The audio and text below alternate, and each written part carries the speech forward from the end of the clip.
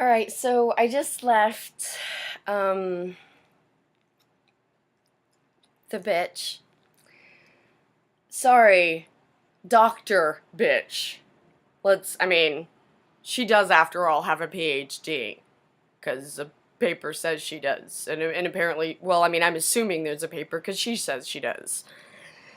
Now, notice all of the assuming that's going on when it doesn't actually really mean shit. Actually, no.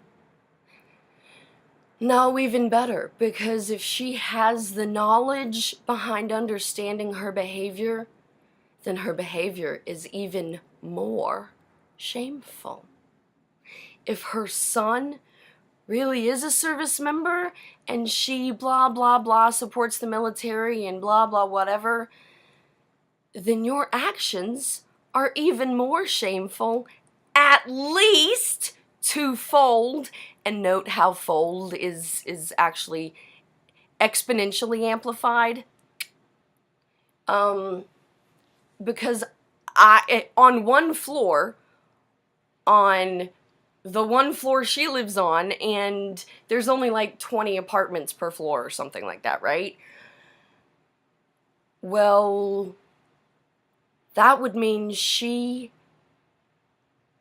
wow, okay, that would mean 20 apartments per floor, 2 different apartments. So that's 10% right there.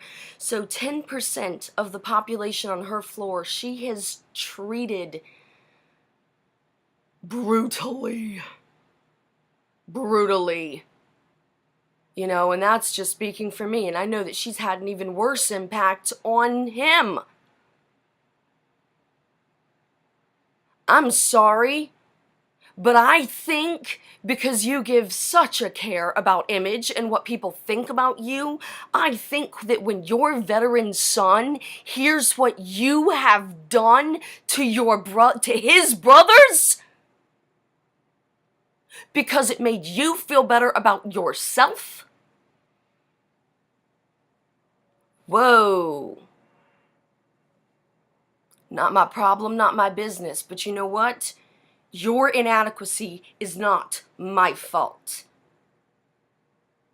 And that kind of brings me back around to the positive reason I started this, because making it real simple for America,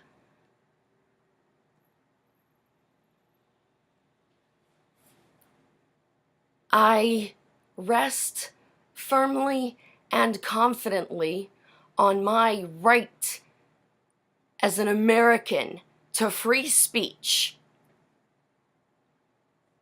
I would be undermining my own values if I transgressed. Now, I am only human and I'm working, wow, even saying that, I'm like shaking. I'm doing my best. That's all I can say. But you know what? If you really want to try and go for the jugular, guess what? I am a permanently disabled veteran with severe brain damage and mental health issues, which means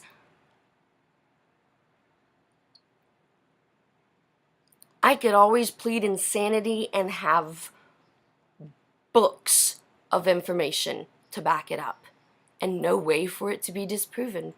Because you can't disprove a negative. It's a law of physics, So I have so very carefully crafted my position of untouchability. Not only untouchability, because if you fucking act like, if you make it to my diary, whoa, happy hunting, bitch.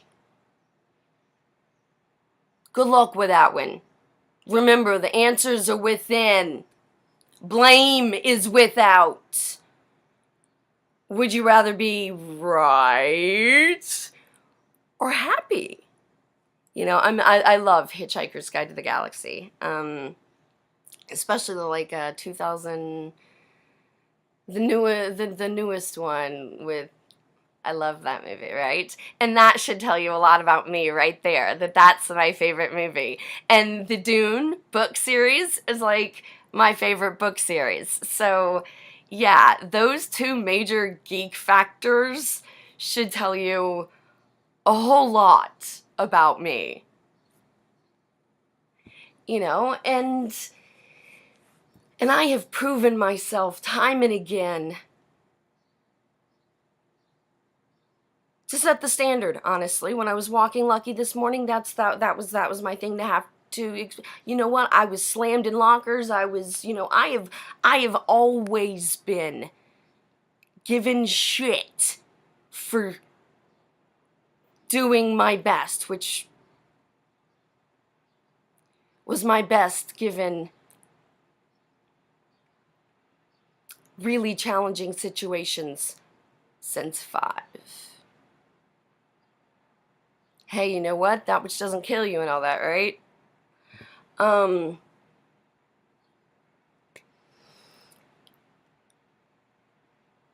I gotta do is keep being me. And I got that. Oh my God, and that is the liberation of my soul. That is, it's my 3-man stack. It's me, I got me. It's God, I got faith. And it's you.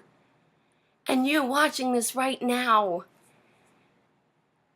Whatever you can do, whatever your best is, it's up to you to do your best.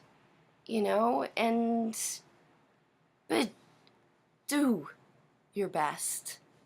You know, I mean, and for any of those who have felt lost or left behind or forgotten or whatever, guess what? Fuck, we having a reunion! And it's not gonna end. You know, by reunion, I'm saying we are establishing a new way of life. We are establishing a post-service brotherhood that is interconnected, independent,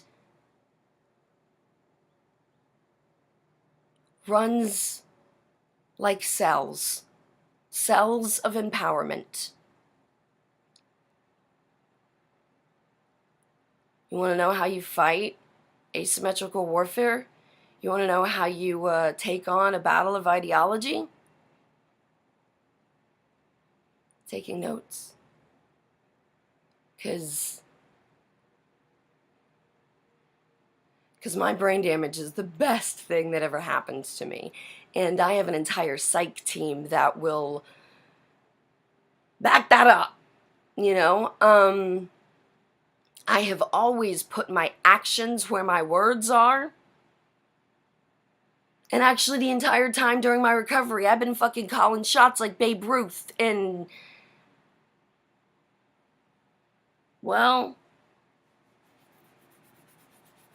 it's alright. I got nothing to prove. And just for me to be able to say that, me, a tall, skinny, pretty model with education and background that enlisted in special ops, and I have nothing to prove. You know, I enlisted and I made it through because I had everything to prove to myself. And I don't have anything to prove anymore. Least of all, to anybody that is going to waste time, energy, effort, or resources on negative karma trying to enter my ripple stream. Because guess what? I'm a juggernaut, bitch. You know, I mean, and that is the difference between power. Again, absolutely no offense to any disabled, deaf, mentally challenged, whatever. Guess what? I've been all 3. I was deaf as a child too. Guess what? I ain't talking to you because we know a uniform is not what makes a soldier. Window licker. Yeah, you know, it's time to take stock and move forward. Because I got my 3-man stack. I have set myself free. I have earned my right to exist. And I am reaching out to those who want help. All you gotta do is take my hand. And me? I got 2 alternative backup plans, both ending up in gorgeous places in Asia. One in a nunnery, my happiest place in the world, fuck you, come get me. Or in Thailand, continuing this project forward. You know, and either way, I'm living like a king for, I don't know, at least the next year or 2 easy. You know, with money I got coming in till I'm 65 or older at least. What are you gonna do to me? You see, and that is what makes jihadists in an ideological war so asymmetrical. Because what are you gonna do to me? You're not holding anything over me. You're gonna kill me, so what? I got 42 virgins in a land of milk and honey. What the fuck you gonna do to me? Huh? You know, they believe. And because they believe, they are believed in. Which means you don't got a chance in hell anyway. You are wasting bullets, you are wasting bombs, you are wasting human life.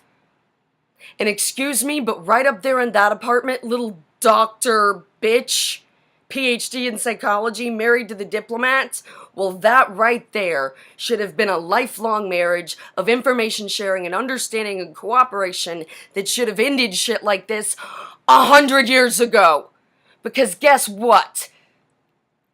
These tricks are known well enough to be used against us. Hitler, Lenin, the Kim regime, jihadism in all its forms, terrorism in all its forms. Oh my God, God, God, God, God. I mean, I remembered when I was defending my grad school thesis at Seoul National University in South Korea. Yes, that's right, I did a master's degree in the psychology of negotiations at the top university in the country bordering that on which I studied. I think I know a thing or two about what I discuss. I chose the hardest who's who board I could find in my school, which is a renowned school. I mean, you know, right down towards the hill, walking towards lunch, I'd pass where they fucking developed cloning. Okay, it's kind of an established school, you know, and I picked the who's who board of the shit I do,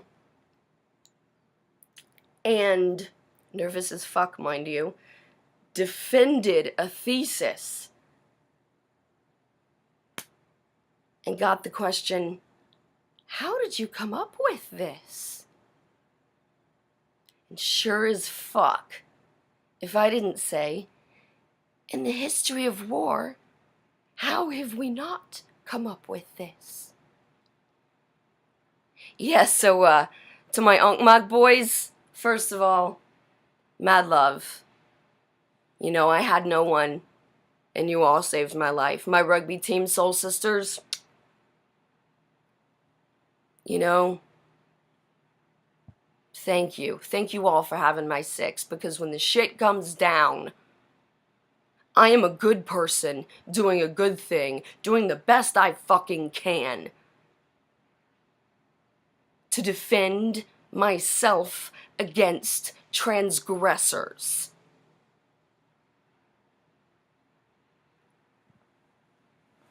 Colonel Madden, I looked up to you and I already knew that you were having theater stress, and I didn't want to get you involved. I'm sorry. I thought I could handle it. I didn't know he was going to attack me. And thank God Captain Boring was there to protect me. Because it's very possible he saved my life. Thank you, Captain Boring.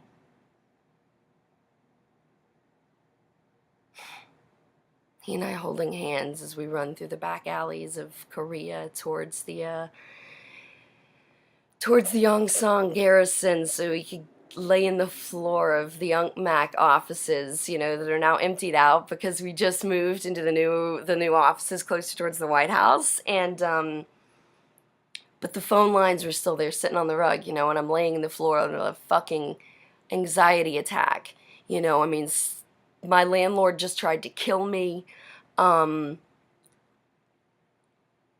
know, we're running from police, just trying to escape my own defense, you know, and forgot we had dinner plans because my Unc Mac boys met my soul sister girls, and, you know, a few of them started pairing up and shit, right? Good matches, you know. Things don't work out, but they're good people doing good things. You know, it was good at the time, right? We had dinner plans, and they're like, oh my God, what's happening? And sure as shit, word fucking spread, and we rolled in deep. I remember it was starting to snow at that point, and we ripped the cable TV cord off the top of the building, off the perimeter, and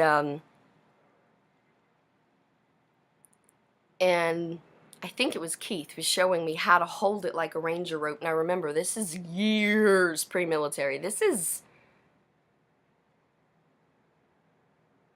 shit, guys. This is like 12 years pre-military.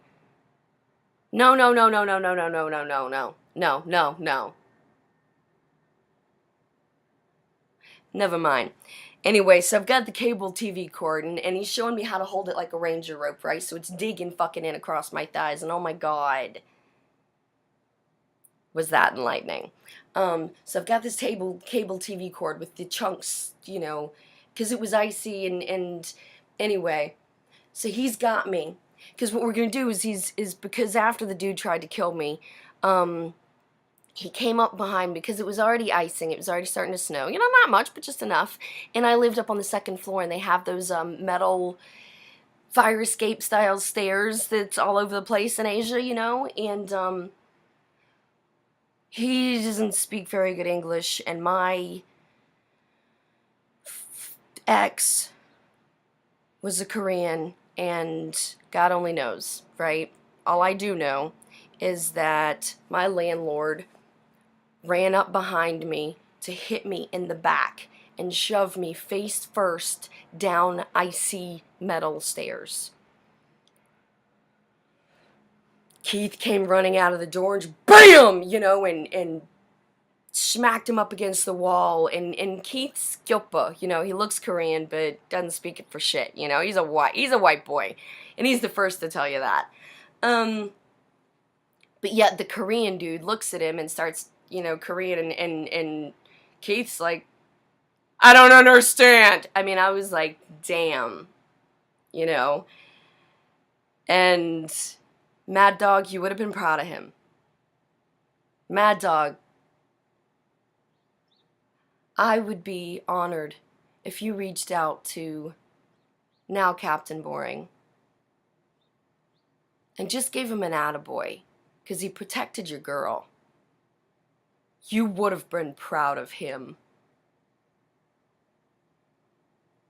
Anyway, so Keith, bam, you know, and he's still got the guy pinned up, and he's like, you okay?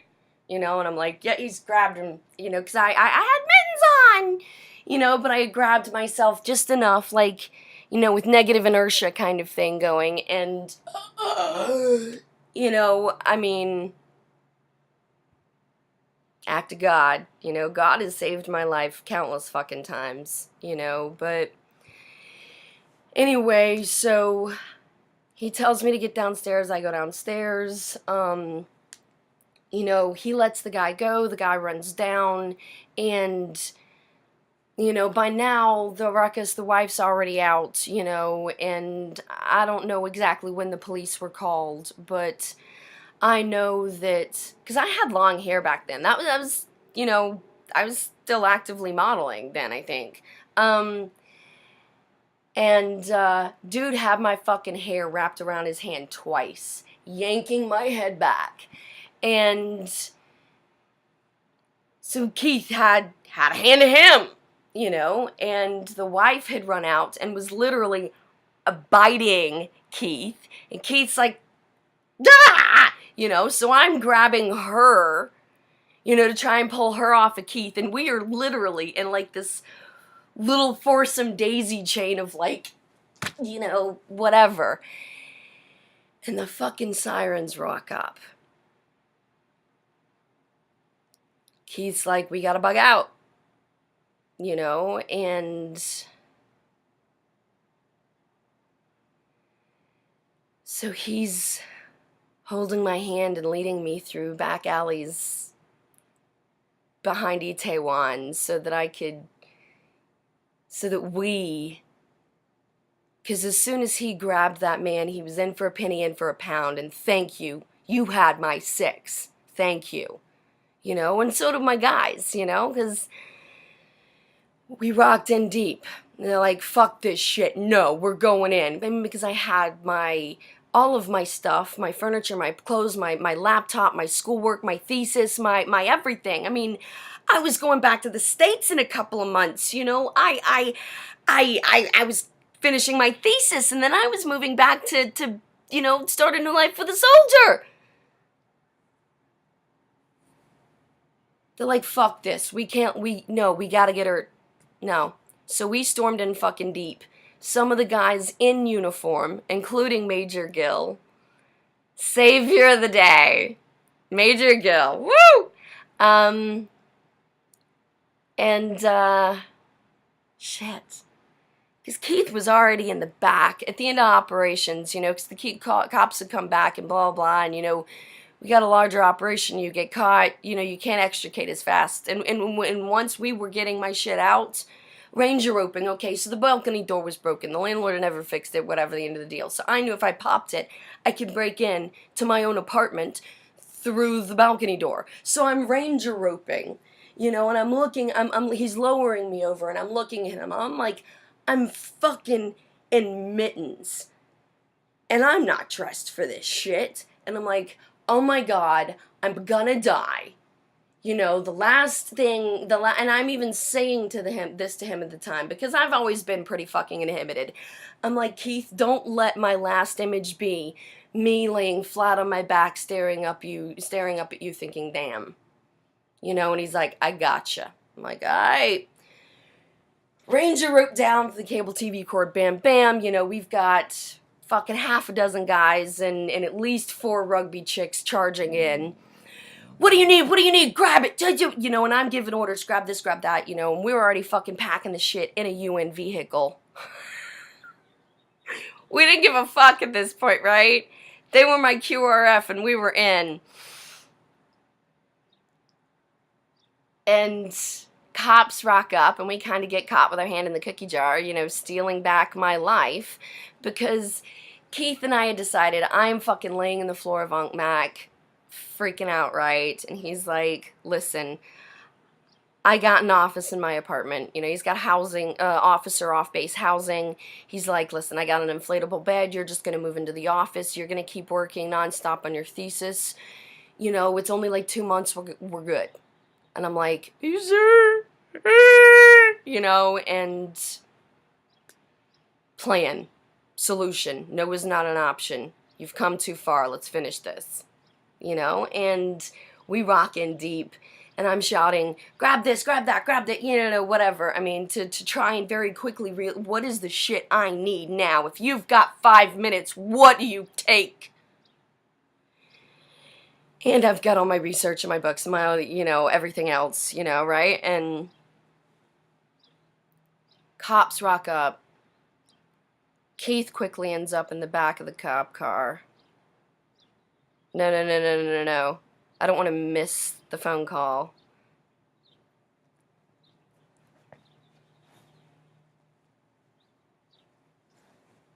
Okay. Yeah, something... I think it was like the absolute last second before they put him in the cop car.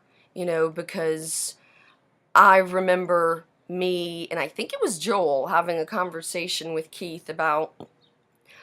Fuck, the commander's, you know, Colonel's gonna kill you. You know, and the Colonel was a tanker. The Colonel was known from, I was at the back of the office, and you could hear him show up from the front of the office. I'm gonna rip your head shit off! Ah! You know, I mean, dude's a tanker. And, you know, but I was always, how's my girl? You know, and I think he liked my shoes. Hey, Mad Dog. And he loved how smart and dynamic it was, because wow, me meeting Mad Dog up at the DMZ on a personal tour, you know, that's another interesting story too. I'm full of them. You know, I am marketing gold, and I've got free speech. I am not transgressing. I expose nothing. And nobody can never prove what I don't have to say. Forward planning. And all I gotta do is not screw up. So if you want to learn how, welcome to the team. Vets, I miss my family. Welcome back. We're here when you want us. For transgressors, happy hunting.